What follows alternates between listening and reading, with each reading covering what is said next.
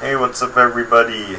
Just wanted to do kind of like a help type video here on how to take apart a Unibody MacBook or MacBook Pro.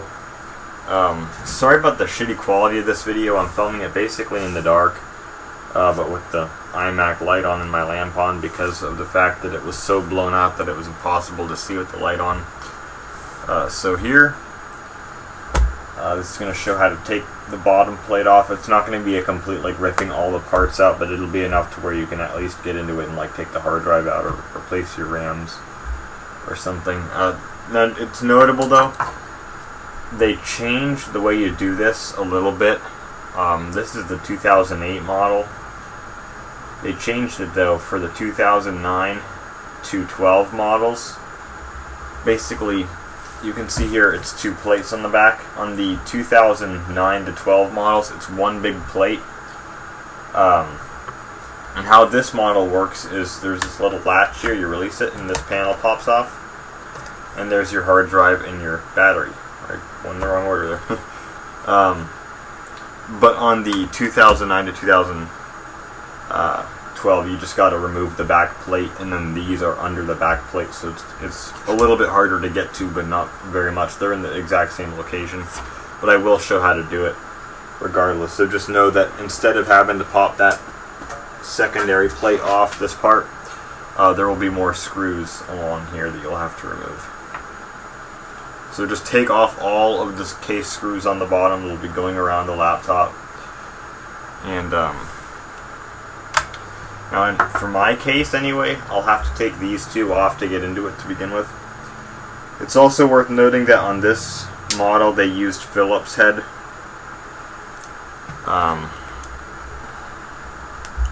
This battery's a piece of shit third party. I have to pry it up using this thing, which is not really the most safe, but there's no other way to get it out. I'll probably trash that battery anyway because the capacity diminished so bad. Right, now hopefully I can get this hard drive out of the, I'll just have to unscrew the caddy. Like I say, the screw, I don't know exactly, I know it's a Torx bit. You need a Torx bit for this, for the newer models. Like, for the 2011, you need a Torx. I'll put in the description what bit size you need for it. But yeah, so like I said though, on the 2011 model, there will be screws around this part. This piece right here is going to take up the whole bottom plate. So just disregard this part for now. So for me though, I have to remove all these small screws. It's fairly easy. If you have the correct bit size, just unscrew all the screws on the bottom of the laptop and it will pop right off.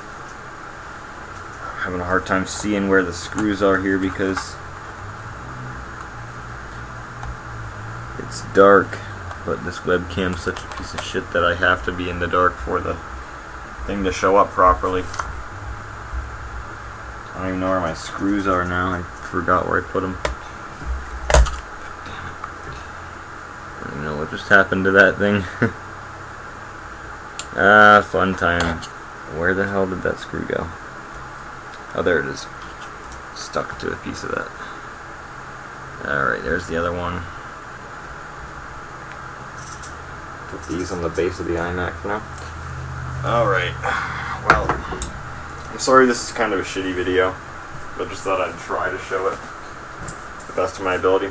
Okay, so now this is the part that really applies to the 2011. Screws along the back here. Take those off. Like I say, man, it's not glued together. It's not held together in any special way. It's just a special type of Torx bit.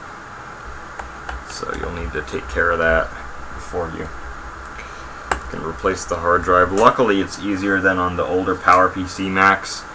Those things, I don't know if you guys remember, if you've been around for a while, I had an iBook G3 at one point, and the hard drive in that guy crapped out, and so I cracked it open to pull it out, and the whole computer has to come apart. Every piece has to be separated for that thing to come out, and I ended up damaging the laptop in the process. Didn't mean to, but so it worked out. Alright. Lift this plate off. Now this is what you're going to see here. Might be also wise if the computer's still functional to dust it off here and dust off this bottom plate.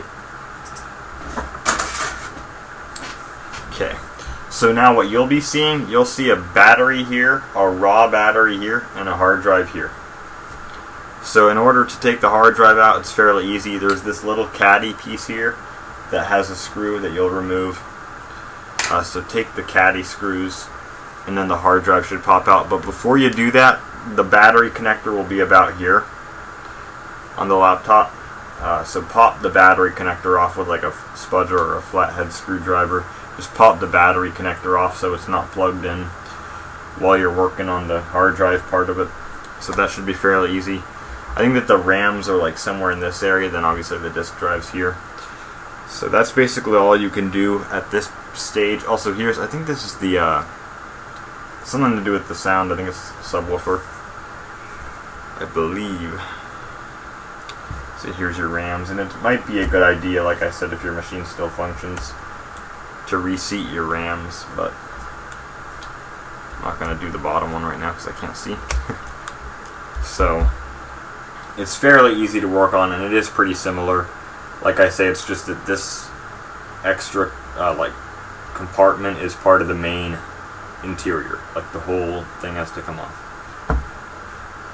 But the procedure is basically identical. I'll pull up a let me hop on mine here. I'll pull up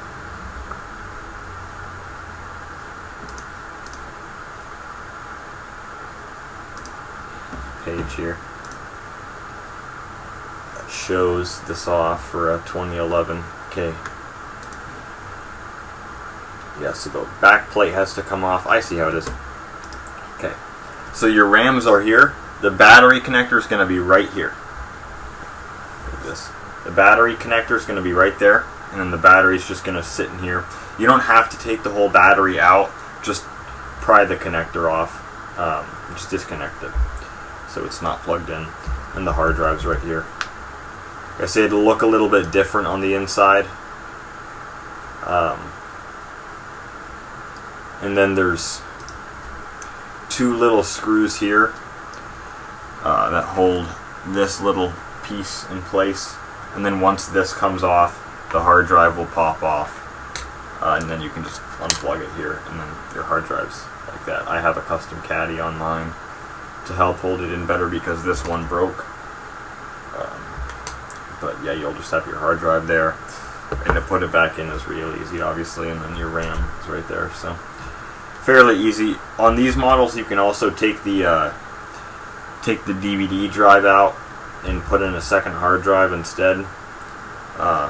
You could even do dual SSDs with a RAID configuration and have really, really fast storage and a lot of storage. These are fairly easy to work on. The newer Retinas are not easy to work on because like the RAM is soldered in, it's all soldered in, and it's all glued together. So,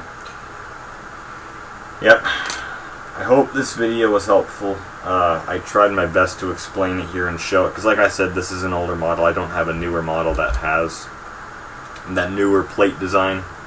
But like I say, I'll include it. I can just find it on this page.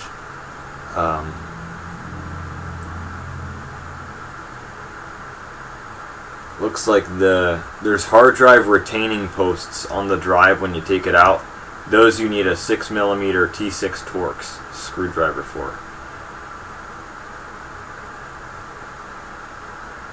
You might need a Philips. It says that there's, okay, here we go. 3 14.4mm Philips screws, 3 3.5mm Philips screws, 4 3.5mm shouldered Philips screws.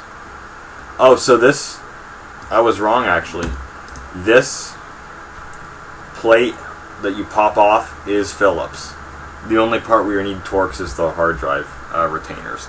But you don't actually, if you're plugging it into an external caddy or something to use as an external just to get data off or whatever, you probably don't even need to take those off if you don't plan on putting it back into a computer. I mean, you don't really have to take those off. So, or if you're going to put it back into the same computer or into another MacBook Pro, you don't even need to take those off. So, guess I was wrong. So yeah, I'll put a link also in the description for a guide that shows in pictures what I'm trying to show here, because I tried with this, but yeah, so hope you get it sorted out. Like I say, the 2011 MacBook Pros are famous for GPU failures, or the hard drive could be shit or something. Could be multiple things wrong with it. In terms of recovering data off the hard drive, I'd say get an external enclosure for the hard drive that plugs into a might as well work on this. That plugs into a computer via USB or SATA, depends on what kind of computer you have, but probably just a USB enclosure for the hard drive. Okay, it's a matter of lining this up. There we go. Now just to screw it back in. See, I'd say the best bet is an external enclosure for the hard drive. This laptop's missing some screws. Sorry about the camera going all blurry. This thing's pissing me off. I'd say either do that, or perhaps if you can put it into a Windows laptop, you might be able to use something like Puppy Linux on a flash drive to look at the hard drive to see how corrupted it is, and you can possibly get data off there, but I don't know how well it would read the Mac OS like user file structure. So just some different things to try. There's some different methods online in terms of things that you can do to recover data from a dead hard drive. Obviously, if you absolutely have to, you can have it taken to people, and they hopefully should be able to get the data off the drive. If it's still functional, it should work just fine in an external enclosure. I am really getting tired. I almost went to bed before making this vid, but I remembered to make it. So yeah, like I say, luckily these things aren't ridiculously hard to work on. I haven't done a complete like tear down to where I rip all the pieces out. Fuck, man. What is this camera doing to me?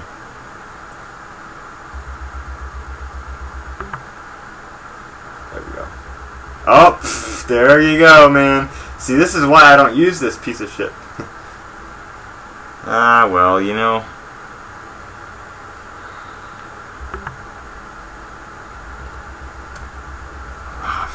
This is hard to do in the dark.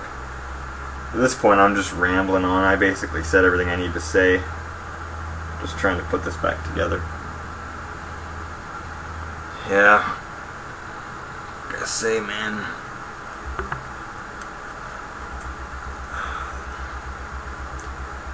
I have a magnetic screwdriver. This is an old Sears screwdriver, but when the case has some magnets on it, it basically makes it worthless. So, I don't know. Alright. Now, hard drive.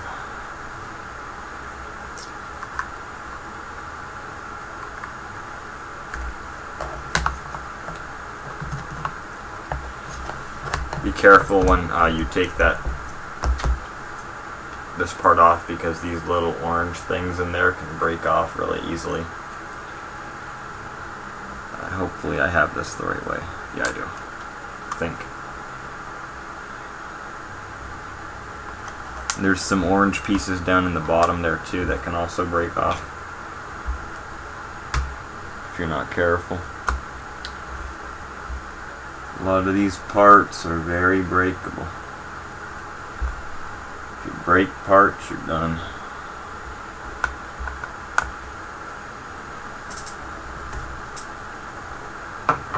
And just be careful on the inside of these guys. Alright. Hopefully that's all. Oh, there we go. I didn't have that open.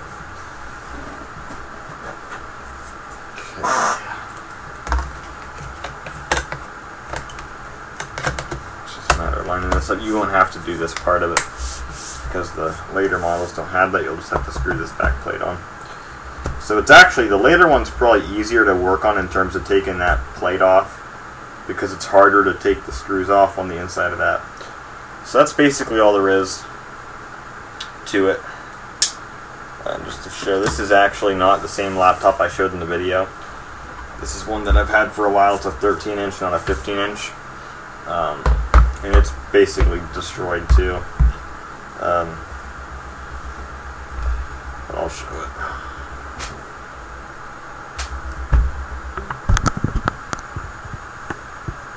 Turn the brightness down.